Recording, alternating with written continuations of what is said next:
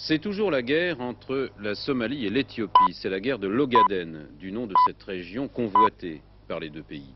Le point de vue de M. de Guiringo, notre ministre des Affaires étrangères aujourd'hui, la Somalie aurait dû comprendre qu'il n'était pas possible de donner une aide militaire à un gouvernement qui agresse un de ses voisins et que le conflit pouvait se résoudre par des voies pacifiques. M. Guiringo a démenti les informations selon lesquelles des armes françaises étaient livrées à la Somalie. La solution, a-t-il ajouté, serait peut-être de rechercher une procédure par laquelle la population d'Ogaden pourrait recevoir une certaine autonomie dans le cadre de l'Éthiopie. M. de Guiringo, parlant de l'intervention massive de l'URSS dans la région en faveur de l'Éthiopie, a dit qu'il s'agissait d'un accroc sérieux à l'esprit de détente. Voici le témoignage de notre envoyé spécial sur le théâtre des opérations, Jean-Loup de Migneux. Pour lui, la Somalie tient le terrain malgré l'aide des Soviétiques et des Cubains que reçoit l'Éthiopie. 20 heures. La première ligne sommaire. 20 minutes.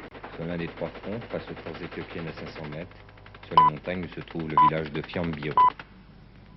Nous sommes à 20 km de Harar, 50 km à l'intérieur de l'Éthiopie que Djigiga, la garnison se trouvait auparavant la 10e division blindée éthiopienne, et aujourd'hui, l'armée somalienne entraîne de nouvelles recrues. 20 heures. 2 jours de voyage en Ogaden, venu de Somalie pour rejoindre Fiambiro. Nous entendons des coups de canon sporadiques, des tirs, des rafales de mitrailleuses, mais jamais, ici, nous n'avons l'impression d'accrochage sérieux. Et pourtant, les Éthiopiens sont à 500 mètres.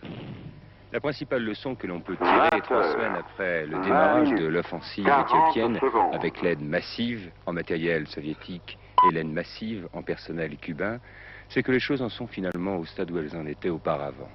8 mois après le début de l'offensive des fonds de libération de Somalie, très aidés par le gouvernement de la République démocratique de Somalie, et bien alors que l'on pensait que tous les efforts faits seraient balayés en quelques jours grâce aux chars modernes et aux MiG-21 et 23, eh bien, les Somaliens ont un contrôle à peu près total de l'Ogaden. Et on voit mal comment on pourrait perdre ce contrôle, compte tenu du fait que grâce à la débâcle de l'armée éthiopienne, grâce aussi à des révoltes qu'elle connaissait au mois de juillet et au mois d'août, les Somaliens ont réussi à occuper des terrains très montagneux, très difficiles d'accès, où le char n'a aucune chance de balayer des soldats étrangers, c'est vrai, d'une certaine manière, mais qui se comportent comme des guerrieros.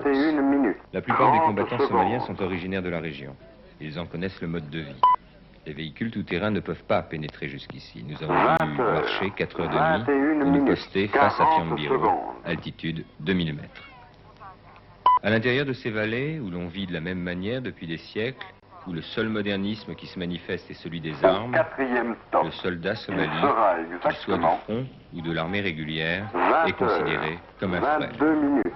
Alors, de Fiambiro, on peut faire 3 remarques sur le conflit de la Corne de l'Afrique. D'abord, l'offensive soviéto-éthiopio-cubaine n'a pas encore vraiment pu démarrer. Les Somaliens tiennent bien le terrain, beaucoup de terrain. Le relief rend difficile l'utilisation des techniques de guerre sophistiquées, ce qui bien sûr sert les Somaliens.